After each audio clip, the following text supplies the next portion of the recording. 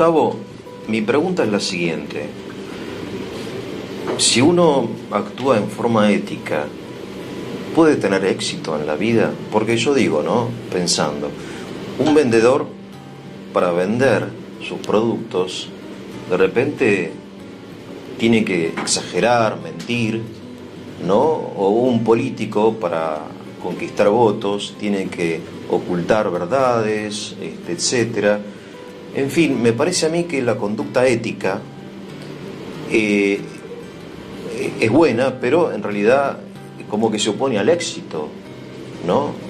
¿O no? Sí, bueno, es algo que dice comúnmente la gente, es un lugar común ese. Habría que ahí aclarar un par de cosas. Por un lado, ¿qué se entiende por éxito? Sí. Que cuando hablamos de éxito, ¿qué tipo de éxito es? Éxito momentáneo, económico. ¿O qué se entiende por ética afectivo, también? Sí. Pero sobre todo, claro, Sí. ahí iba. Sobre todo, aclarar qué entendemos por ético. Sí. Normalmente se usa la palabra ético como sinónimo de bueno. Entonces, vos me decías, si obramos éticamente. Y en realidad, en el fondo, siempre obramos éticamente. El obrar ético es el obrar libre. Y la ética es una reflexión filosófica sobre ese obrar libre. En el hablar coloquial, en el hablar común, se identifica lo ético con lo bueno. En realidad, la ética es una rama de la filosofía que va a reflexionar sobre el obrar humano, sobre los actos humanos. Llamamos actos humanos a aquellos que son conscientes y libres. O sea, nosotros hacemos un montón de cosas. Muchas de esas cosas las hacemos automáticamente, sin detenernos a pensar, qué sé yo, caminar, comer. Hay un montón de actos en nuestra vida que son como automáticos. Bueno, la ética no reflexiona particularmente sobre eso. Pero hay otros actos a los que llamamos específicamente humanos que tienen la característica de ser actos sobre los que tomamos alguna decisión, que son libres y además son conscientes. No los hacemos automáticamente, sino que tenemos claridad mental sobre lo que estamos haciendo, o mediana claridad mental. Bueno, la ética es la rama de la filosofía que reflexiona sobre esos actos en función de tratar de ver cuándo son buenos y cuándo son malos. Obrar ético es todo obrar libre del hombre. La ética, esta rama de la filosofía, lo que va a tratar de hacer es orientarnos para mostrarnos cuándo esas decisiones que nosotros tomamos son buenas y cuándo esas decisiones que nosotros tomamos son malas. A qué tenemos que llamar bueno y a qué tenemos que llamar malo. O sea, a ver si entiendo. Entre todas las especies animales, solamente el hombre tiene un obrar ético. Las otras especies no, claro, no se aplica la ética porque solamente el hombre es consciente y libre. Claro. ¿Es así? Y todas las demás especies obran por instinto, actúan ya guiados, impulsados por su propia naturaleza, sin ponerse a pensar. Hay comida, van a comer. Nosotros, antes de comer, pensamos un montón de cosas. Que la dieta, que si me hace bien para la salud, que si es la hora de comer, que esto, que lo otro, si como solo, si como acompañado. Hay un montón de cosas que rodean incluso a los actos que tienen que ver con lo biológico, como este acto de comer. Porque esa es la diferencia entre el ser humano y los animales. Los animales están determinados a su fin instintivamente, ad unum, dirían los filósofos clásicos. Su obrar está determinado hacia una dirección y actúan. Un perro tiene hambre, hay comida, va y come. Nosotros tenemos hambre y bueno, yo en este momento, por más que tenga hambre, si ahí hay comida, no dejaría la charla porque veo la comida, sino que hay una decisión de decir, bueno, no, tengo que terminar esta charla y por más que tenga hambre, postergo el ir a comer. Esas son pequeñas decisiones que nosotros vamos tomando siempre y hay un criterio para decidir. ¿En base a qué decidimos? Bueno, de eso es de lo que se va a encargar la ética, de establecer cuál es el criterio que tenemos que tener en cuenta para tomar nuestras decisiones. Pero a su vez vos decías que no todo acto humano es humano, en el sentido, yo me acuerdo que en el seminario nos decían el acto del hombre y el acto humano. Por ejemplo, la digestión es un acto del hombre, pero no humano en el sentido que no es libre y consciente, una cosa así puede ser. Claro, exacto. No todo lo que hacemos tiene esa característica de la eticidad. Claro. Hay actos del hombre, la digestión, los actos muy ligados a lo biológico. Te pegas con un martillo en el dedo, le pegas un grito casi instintivo, sí, ¿no? Sí, sí. O ante un peligro temblás, qué sé yo. Esos son actos del hombre. Son actos del hombre. Pero no son humanos. Los propiamente humanos, hablando. ese tipo de actos serían similares a la reacción animal. La reacción animal. Claro. Son actos que hace el hombre, pero que no nos identifican como seres humanos. Claro. En cambio, los que son objeto de la ética son aquellos que sí nos identifican como seres humanos, que brotan de la libertad y de la conciencia. Por eso cuando en la justicia y en el campo del derecho, cuando un hombre obra bajo una intensa pasión, se considera que su libertad, su responsabilidad moral, ética y también civil está disminuida, porque es como que la parte animal se absorbe un poco como opaca lo estrictamente humano. ¿Puede ser, tiene algo que ver con esto? Claro, tiene que ver con eso, sí, exactamente. Claro. O enfermedades, hay enfermedades también que disminuyen la capacidad de una decisión libre. Entonces, ahí en la justicia intervienen peritos para tratar de determinar hasta qué grado hay responsabilidad, dependiendo del grado de conciencia, del grado de discernimiento, de qué es lo bueno, qué es lo malo, hasta dónde hubo una emoción violenta que anuló la posibilidad de decidir libremente. O sea, las emociones violentas, disminuyen o hasta llegan a anular la humanidad del acto, digamos, claro. La parte consciente y libre, que es lo específico del hombre, digamos, ¿no? Sí, sí, sí. Y eso es la ética. Eso es la ética. Es una de las ramas más antiguas de la filosofía. Si consideramos a Sócrates el primer filósofo propiamente dicho, el tema central de Sócrates era la ética. Era ver qué es lo que tiene que hacer el hombre para obrar bien, cuál es el objetivo de obrar bien. Acá hay ya distintas posiciones, ¿no? Pero no es cumplir una especie de listita de actos buenos. La ética no va a darnos un catálogo de cosas buenas, cosas malas.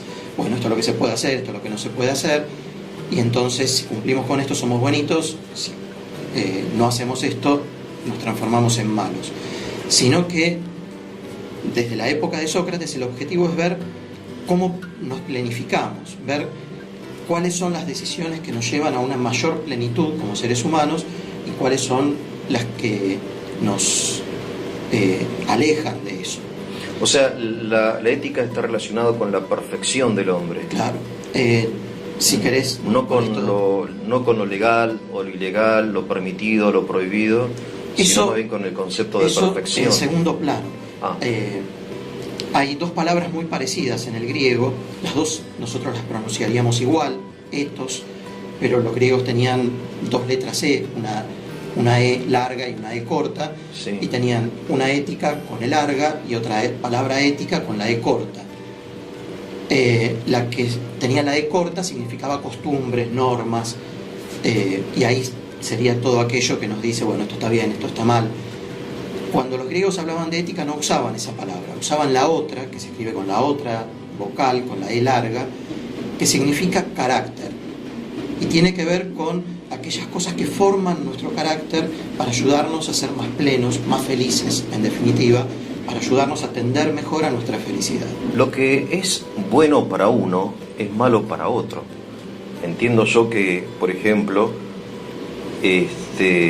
lo que en los ejemplos que te di anteriormente, en el video anterior, para el vendedor es bueno vender, aunque sea a costa de un marketing, digamos, exagerado.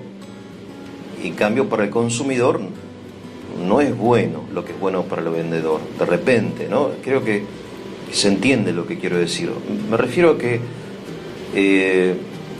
no veo que haya una necesidad de poner normas universales, éticas, o sí. Bien, ese es el tema central de la ética, el tema que va a ser el foco del debate desde la antigüedad hasta la época actual. ¿Hay normas universales o no? La ética puede fundamentar, puede establecer ciertas normas que valgan para todos, en todo momento, en cualquier circunstancia, o no hay forma, y entonces, bueno, cada uno es libre de decir qué le parece bien, qué le parece mal. Nombrábamos a Sócrates en el video anterior. Bueno, la gran disputa de su vida fue con los sofistas, y el tema giraba en torno de eso. Los sofistas planteaban justamente esto, que todo es relativo, que todo depende de la persona, que bueno, si a mí me conviene hacer esto, ¿por qué no lo voy a hacer? Uno de los sofistas más conocidos, Protágoras, tiene una frase que, bueno, se la puede interpretar de varias maneras, pero básicamente es: el hombre es la medida de todas las cosas. O sea, yo soy vendedor, yo soy la medida de lo bueno y lo malo, a mí me conviene para vender mentir, nadie me puede venir a decir otra cosa. Eso sería el relativismo, no hay nada universal. Sócrates justamente veía en esto, en el relativismo, un gran peligro no solamente para la filosofía, sino sobre todo para la ciudad, para Atenas, que era donde él vivía, para los ciudadanos, porque estableciendo esto abrimos las puertas a que pueda llegar a pasar cualquier cosa, porque bueno, puede parecer sencillo, puede parecer no demasiado grave que alguien en la publicidad engañe un poquito, pero bueno, si se justifica eso, ¿por qué no justificar que el político que quiere llegar al poder no solamente engañe, sino que se deshaga, mande eliminar a 2 o 3 rivales? ¿Cuál es el límite? Se puede establecer un límite. Una vez que dije, bueno, lo que importa es lo que a mí me favorece, ¿hay algún límite? Y en realidad ya no. Si yo dije, el criterio es mi conveniencia, y ya ahí no hay límite. Y bueno, yo por ahí no voy a llegar al extremo de matar a mi vecino porque se pone a hacer asado y me llena la ropa de olor a humo cuando se está secando, entonces ya me tiene cansado, le prendo fuego a la casa. Pero por ahí otro sí. ¿Por qué eso va a estar mal y otras cosas no? Si hay un límite, ese límite tiene que ser el mismo para todos, tiene que ser universal. Esa es la diferencia entre lo que llamamos el relativismo, esta postura que podemos atribuir a los sofistas y que a lo largo de la historia de la filosofía y de la humanidad aparece una y otra vez, y los intentos de los filósofos por establecer éticas universales. Ahí los filósofos van a repartirse. En general, la mayoría de los filósofos están de acuerdo con Sócrates, en cuanto que coinciden en que el relativismo es peligroso. El relativismo puede desembocar en cualquier cosa. Y el tema es en dónde apoyamos esta ley universal. Tiene que haber algo que todos nos pongamos de acuerdo, que todos respetemos, que todos digamos, bueno, este es el límite, de acá no se puede pasar, para que sea posible una vida civilizada. Si no, en algún momento caemos en la ley del más fuerte, el que tiene la fuerza impone su criterio, y en base a qué vamos a resistirnos a él.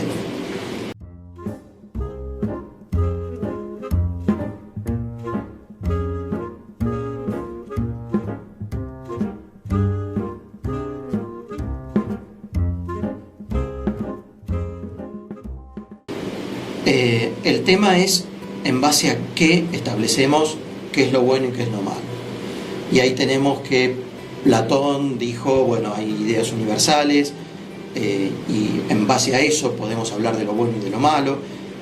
Aristóteles habló de esencias y de una racionalidad en el hombre, entonces el criterio es la razón guiando nuestra vida, la racionalidad guiando nuestra vida. Bueno, así a lo largo de la historia de la humanidad nosotros vemos distintos intentos. Ahora, entonces, por un lado, la ética habla de la perfección de la persona, pero por otro lado habla de la sociabilidad de la persona.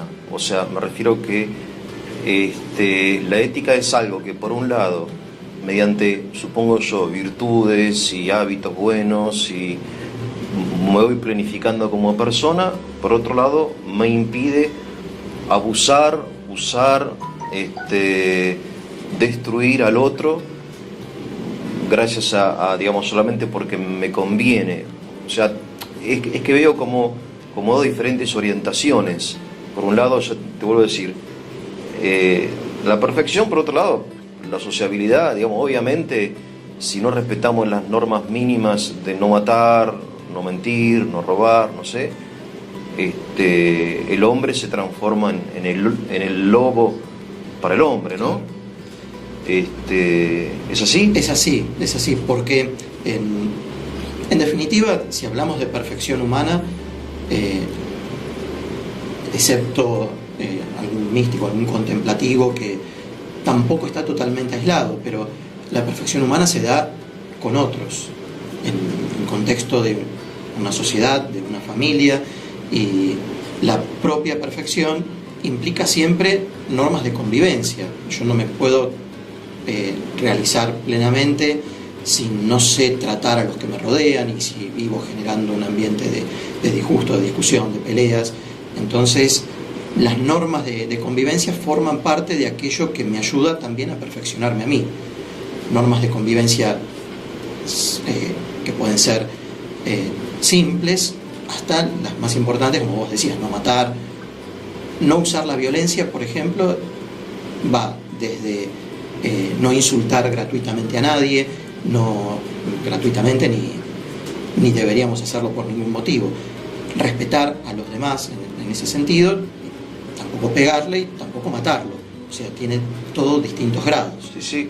Yo recuerdo haber leído en un lugar que hay una ley como de oro de la ética que está como presente en todas las grandes tradiciones de la humanidad, incluida el cristianismo, que dice: no hagas a los demás lo que no quieres que te hagan a ti.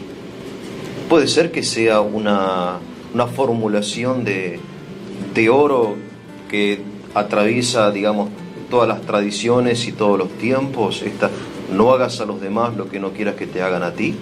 Sí, es uno de los principios que vemos a lo largo de la historia de la humanidad, que siempre estuvo presente. Es el tema de la igualdad. En definitiva, todos tenemos la misma naturaleza, compartimos la misma esencia humana, entonces todos merecemos el mismo trato, y bueno, eso me obliga a mí a que yo respete a los demás tanto como quiero que me respeten a mí. De una u otra manera esto aparece en todas las formulaciones, más explícitamente, menos explícitamente, incluso yendo a lo histórico. Aquellas civilizaciones que nosotros a lo mejor vemos que no tenían ningún tipo de respeto en la antigüedad por otros pueblos, los esclavizaban, los mataban, partían de un error en la concepción de lo que es la humanidad o el ser humano. Básicamente los humanos eran su cultura y los extranjeros no formaban parte de la humanidad. Entonces, bueno, los trataban inhumanamente, pero porque la humanidad eran ellos. Entonces, dentro de la cultura, nosotros vemos que se respetaban las normas que nosotros consideraríamos que hay que respetar, pero hacia afuera, bueno, iban a los altares para ser sacrificados, eran esclavizados, torturados, total, no eran humanos.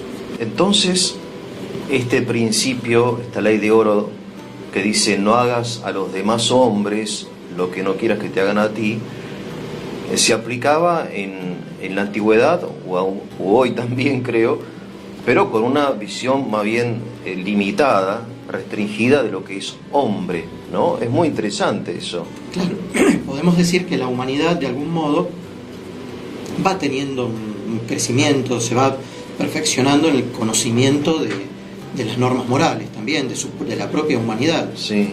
Y bueno,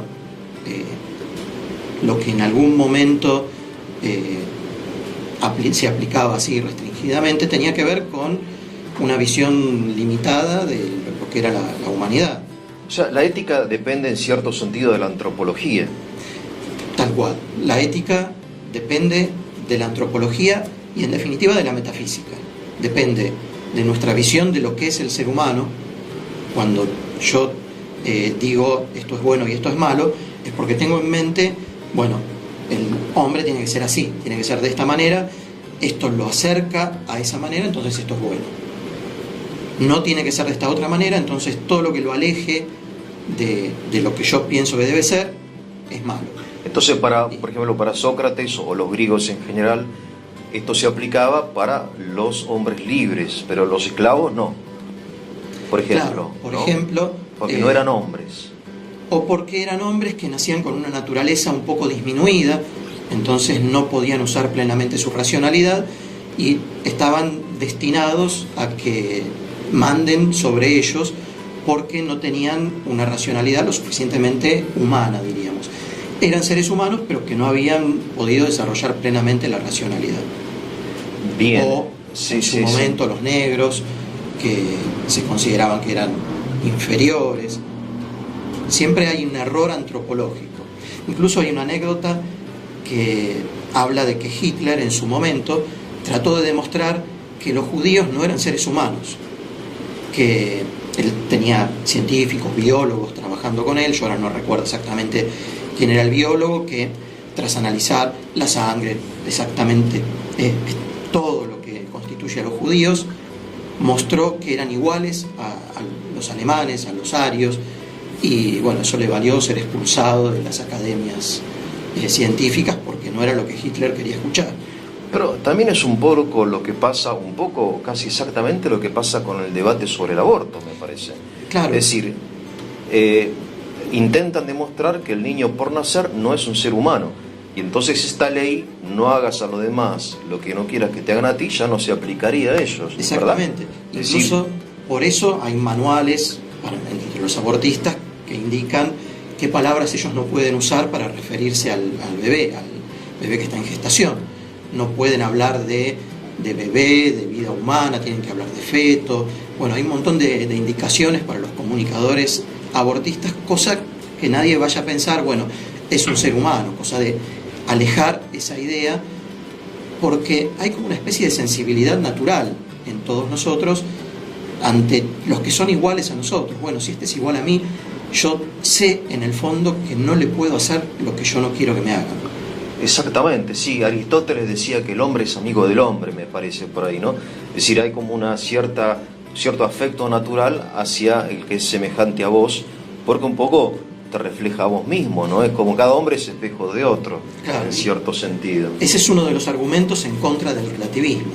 Hay ciertos principios éticos que todos naturalmente los tenemos como inscriptos en nuestra naturaleza, los intuimos, hay como una cosa ya innata, una ley natural innata, y en el fondo todos nos damos cuenta que hay cosas que no tenemos que hacer. Después, sobre eso puede actuar la sociedad, pueden actuar los medios, pueden deformarlo, pero originariamente, naturalmente, todos sabemos que no podemos quitarle la vida a otra persona, que no somos dueños de hacer eso.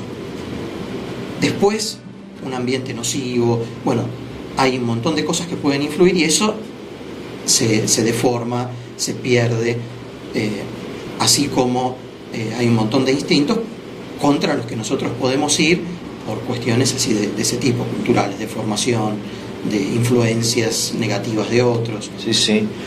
Bien, entonces tenemos como que la ética también depende de la antropología, obviamente, o sea, de la idea que tenemos del hombre, y entiendo que cuanto más universal es esa idea, mejor, o sea, y más verdadera, en el sentido de que todos los hombres somos iguales en dignidad, ¿verdad? Claro. ¿Y esto cuándo aparece esta idea así, históricamente hablando?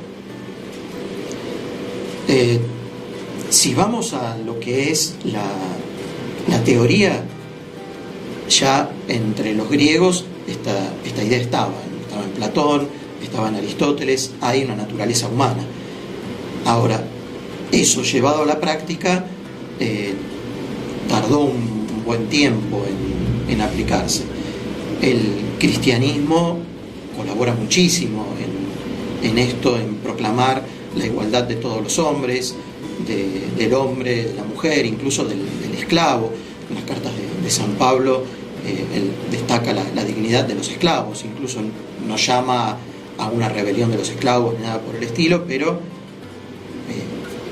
ahí me meto en tu terreno. Sí, sí, pero sí, creo que él llama a los amos a tratar bien a los esclavos. Sí, sí, sí, sí. En este sentido, bueno, después la sociedad poco a poco va asimilando en sus formas de organización estas ideas que en la teoría ya hace tiempo estaban. Y entonces va aceptando muy lentamente, bueno, no podemos tener esclavos. Y lo firmó media humanidad y después se va sumando de a poco el resto de la humanidad. Y qué sé yo, en el siglo XX aparece la Declaración de los Derechos del Hombre. Supuestamente ahí la humanidad entera dice, bueno, coincidimos en esto, pero no todos los países firman esa declaración. Muchos países la firmaron, pero eso no significa que en la práctica se esté cumpliendo lo que se dice ahí. Pero porque siempre está el dilema, supongo yo, en cada persona y en cada sociedad, entre lo bueno y lo conveniente. O sea, me parece a mí que la ética, desde la teoría es todo muy lindo, pero en la práctica siempre uno dice, bueno, si actúo en forma ética y pierdo un negocio. Hay un dilema siempre entre lo agradable, lo conveniente y lo bueno. Y muchas veces uno dice, bueno, la verdad que no es fácil, ¿entendés? Renunciar, por ejemplo, a un cargo político solamente por decir la verdad al pueblo. Digamos, es un problema que... es un dilema es un dilema que cada uno de nosotros creo que lo ha sentido alguna vez. Sí, en un montón de cosas, ¿no? Si querés un ejemplo más personal, sin involucrar a los demás. Sí. Cuando se acerca el verano, es típico el tema de, bueno, ¿y ahora cómo me pongo la malla? ¿Qué hago? ¿Como esta torta de chocolate que me vuelve loco? ¿O me cuido para no mostrar una panza exuberante en las vacaciones? Siempre la vida humana está llena de estos dilemas. Porque, bueno, ahí hay una cuestión metafísica en el fondo detrás de eso, que tiene que ver con qué es lo bueno y qué es lo malo. Ahí tendríamos que detenernos por ahí un poquito más, porque la ética se basa en la antropología, en una idea de hombre, pero a la vez se basa también en una metafísica, en una visión general de la realidad. Y esta metafísica, que podemos llamar metafísica realista, nos va a decir que todo lo que existe en el fondo es bueno, que no hay cosas malas. Entonces, yo no tengo cosas malas para elegir. No hay algo que sea absolutamente malo. Todo tiene un aspecto de bien. Entonces, todo tiene algo que me va a atraer. Está en nosotros el decidir, bueno, ¿qué elijo? Esto que tiene este aspecto de bueno, pero que va en contra de todas estas cosas, o elijo esto que es un bien mayor. Ahí se presentan, esa es la base de todos los dilemas, que no hay cosas puramente malas. No siempre lo conveniente es lo bueno. Claro, exactamente. A ver, vamos a sí. Ir un poquito hacia lo metafísico. Sí. Las cosas son buenas, dijiste. Las vos. cosas son buenas. Sí. Todo lo que existe, por el simple hecho de estar existiendo, ya tiene algo de bien. Ya el hecho de existir es una perfección. Es algo que es bueno. Entonces, ya hay ahí algo que es valioso, que vale la pena.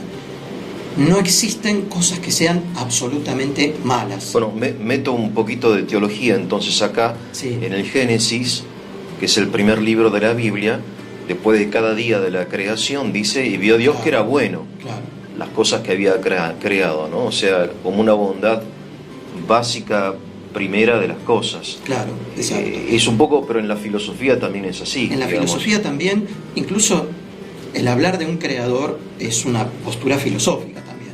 No vamos a detallar las cosas como en el Génesis, por ejemplo, pero explicar la realidad a partir de un ser absoluto del que proviene todo es una respuesta filosófica ante la pregunta de, bueno, ¿de dónde sale todo? Es una de las tantas respuestas posibles. Bien. Así que también hay una filosofía creacionista.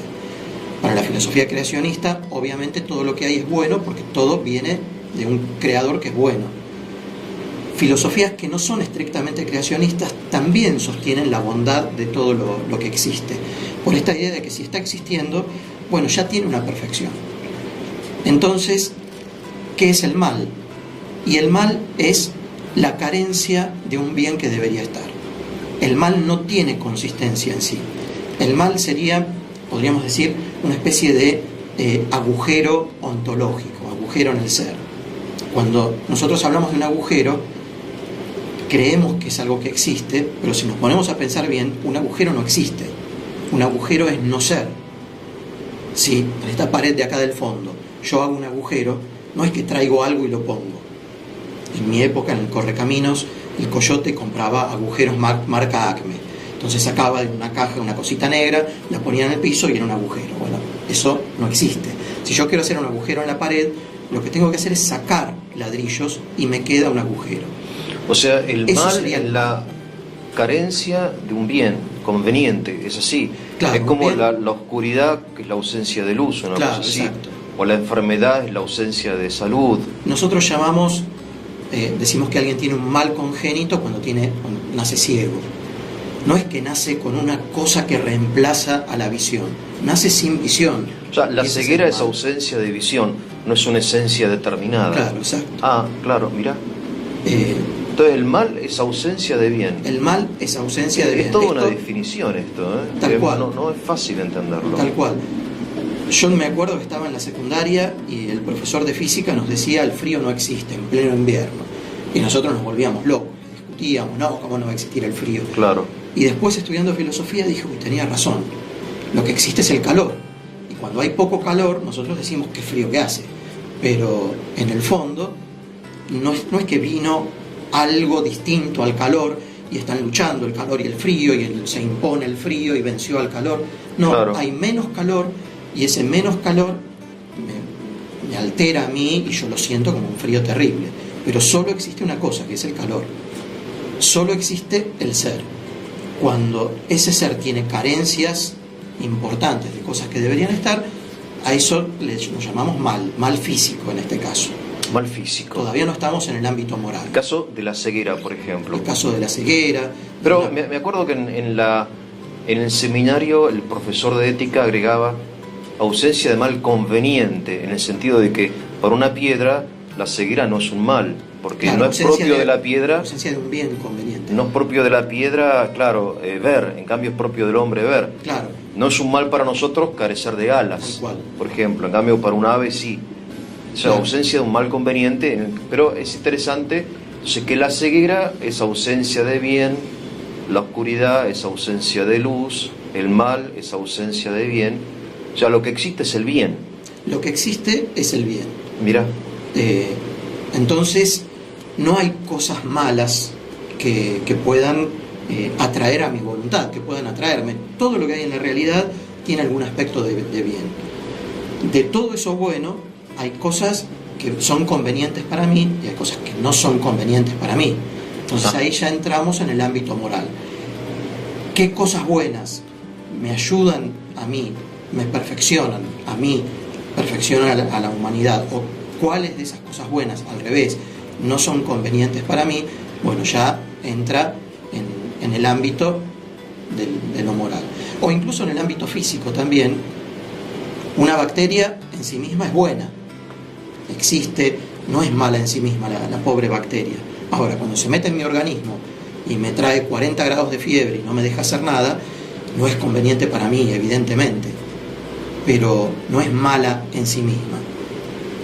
De hecho, las bacterias tienen muchas funciones positivas y demás. Lo que no es conveniente para mí no significa que en sí mismo sea malo.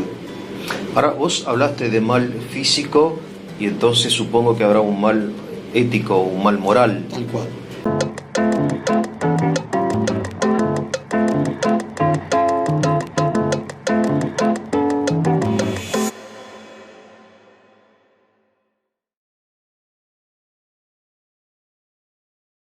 Pero antes que nada me gustaría que me expliques la diferencia entre ética y moral. Sí, esto depende mucho del filósofo en el que nos posicionemos. De la terminología, ¿no? Claro. Durante mucho tiempo fueron sinónimos. Ah. Ética y moral era lo mismo, una rama de la filosofía que se dedica a estudiar esto que comentábamos antes, el obrar libre del hombre. En la filosofía actual tiende a considerarse que la ética es la rama de la filosofía, lo que nosotros comentábamos, que estudia el obrar libre del hombre, mientras que la moral son las costumbres, lo que se considera bueno y malo en una cultura determinada. Esto es lo que tiende a pensar la filosofía contemporánea. De todos modos, para muchos filósofos actuales siguen siendo sinónimos, y por eso normalmente en los libros de ética el primer capítulo siempre está destinado a aclarar cómo va a tomar el autor todas estas palabras, porque no hay unanimidad de criterios. Bien, entonces, cuando hablamos, por ejemplo, de mal moral o mal ético, no es el mal físico, digamos. ¿Y qué es esto? Porque si el mal es ausencia de bien, ¿cómo se aplica esta definición a la moral o a la ética? Claro, el bien y el mal moral sería, bueno, cuándo yo tengo que llamar a una acción buena, claro, y cuándo tengo que llamarla mala. Bien. ¿Cuál es el criterio para eso? Sí. Y bueno, ahí también es donde los filósofos se van a dividir y va a haber un montón de opiniones distintas. Qué sé yo, Kant va a decir es mala la acción que es contraria al deber, o que no es buena una acción que surge de nuestras inclinaciones, decía él. Para Kant, por ejemplo, una acción movida por el afecto no merecía ser llamada buena. Un filósofo muy racionalista había llegado a esa conclusión. Nosotros básicamente lo que podríamos decir es que es buena toda aquella acción que nos ayuda a desarrollar nuestra naturaleza, que nos lleva más fácilmente hacia nuestro fin último, que nos planifica, y es mala toda aquella acción que atenta contra nuestra naturaleza, que impide que se desarrolle, que de alguna manera obstaculiza nuestra plenitud y en el fondo nuestra felicidad.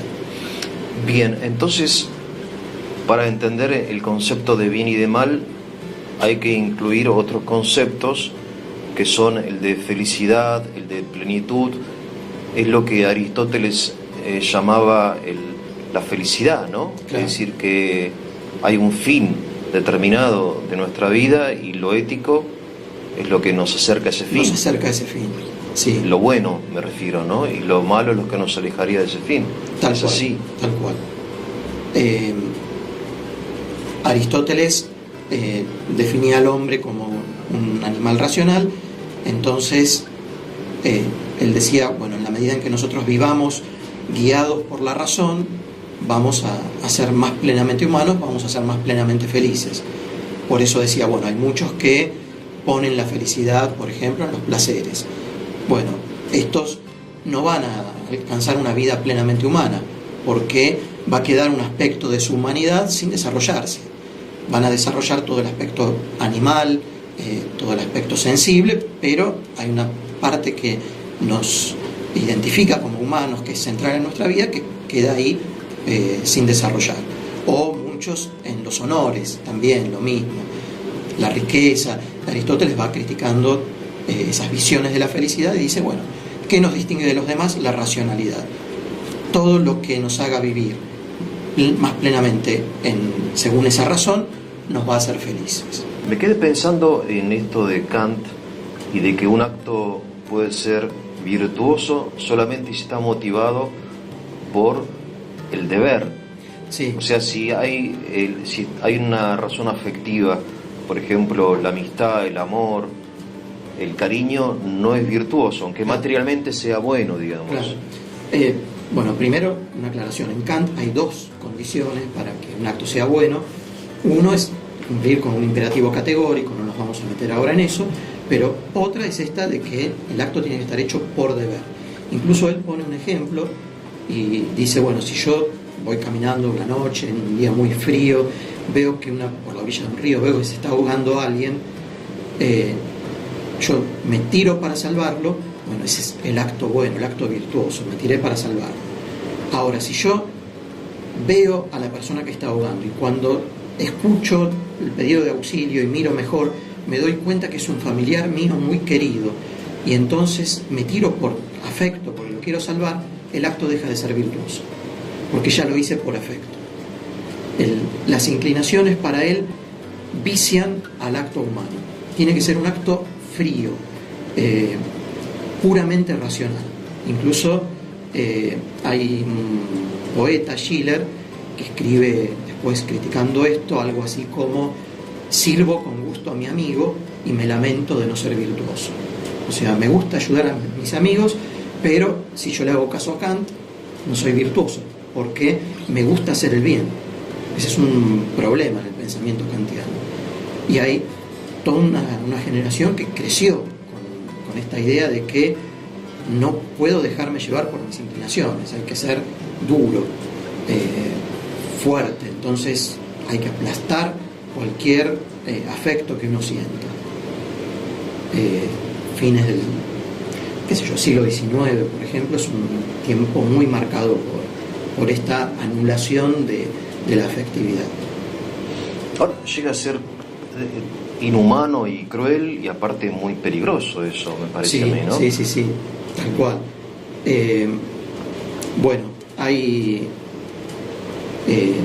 unos autores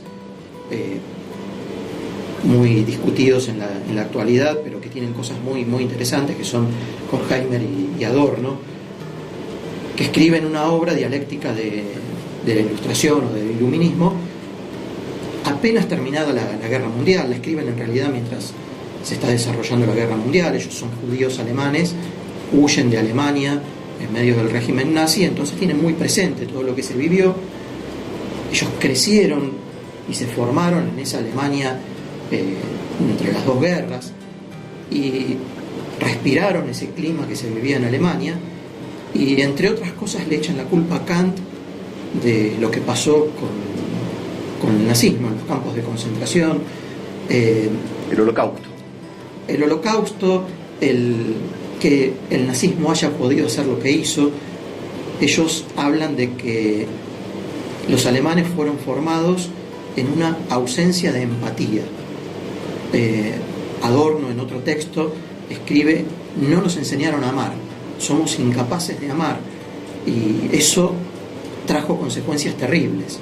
No somos capaces de sentir afinidad por lo que le está pasando al otro. Entonces, en ese texto ellos ponen como ejemplo el ingeniero que, por ejemplo, está en una oficina diseñando un tren destinado a llevar judíos a Auschwitz, y que, como le mandaron a hacer eso, lo hace sin ningún tipo de cargo de conciencia. No puede sentir nada por esos que van a ir en ese tren a ser exterminados ahí. Él cree que está obrando bien porque está cumpliendo su deber. Si hay algún rasgo de pena, de algún tipo de empatía con esos prisioneros que van a ir al exterminio, tiene que aplastarlo porque no es bueno, y después vuelve a su casa nomás campante, llega, saluda a sus hijos, se pone a jugar con ellos como si no hubiera hecho nada. Dice, bueno, eso hizo posible que pasaran las cosas que pasaron, porque todos cumplían con su deber y nadie se apiadaba de lo que estaba pasando, nadie miraba a las personas. Porque si obro por empatía, no es un acto virtuoso. O sea, está como... Kant saca todo lo que es afectividad de la... Todo lo que es afectividad es negativo. Ahí... Qué interesante, ¿no? Incluso... Es muy interesante. Ahí podríamos ir para tu ámbito, porque hay que ver si no hay una influencia, una raíz teológica en esto, porque Kant era pietista. El pietismo, según tengo entendido, es una rama del luteranismo. Y Lutero se separa del catolicismo en la concepción del pecado original. Para el catolicismo, el pecado original lastima nuestra naturaleza, hiere la naturaleza humana. O sea, a nosotros nos cuesta ser buenos, nos cuesta obrar bien, pero podemos, con esfuerzo podemos. Lutero dice, la naturaleza humana quedó destruida por el pecado original.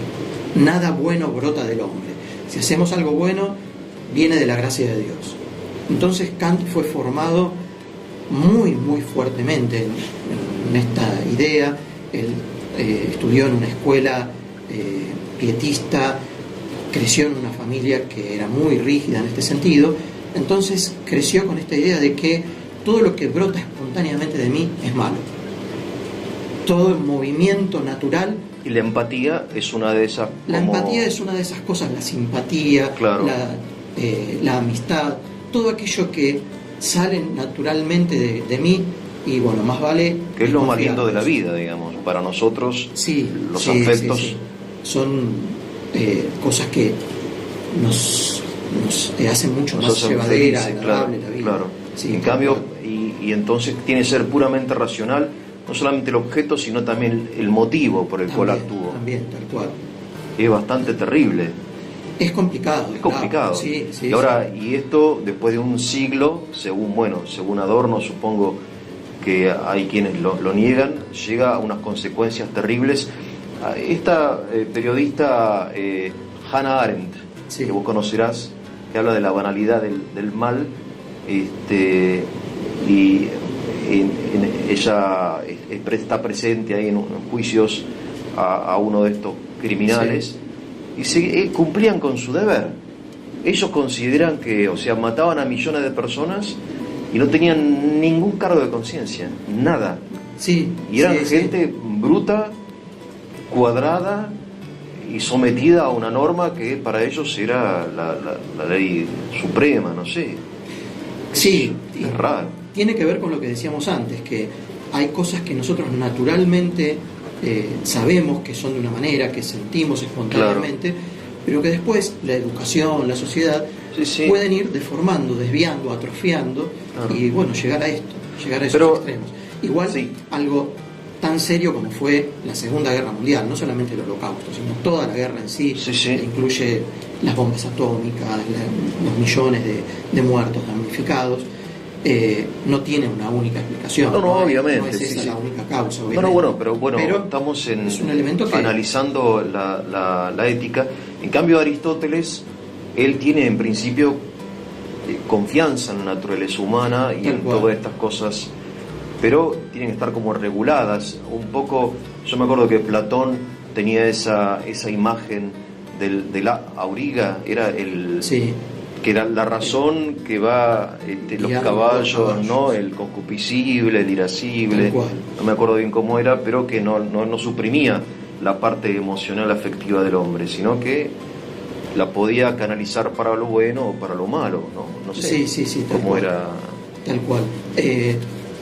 Si volvemos a lo que estábamos diciendo antes, que todo lo que es bueno, nuestra naturaleza también es buena. Nuestra naturaleza no es mala. Lo que naturalmente nosotros tendemos a buscar, a hacer, es bueno. Nosotros tendemos al bien y esas cosas no tienen por qué ser anuladas. Tienen que ser, a lo sumo, encausadas, ordenadas, pero no anuladas. Alguien decía que el problema no es el uso, sino el abuso de las cosas. Quizá también vaya por ahí, ¿no? Claro. El exceso.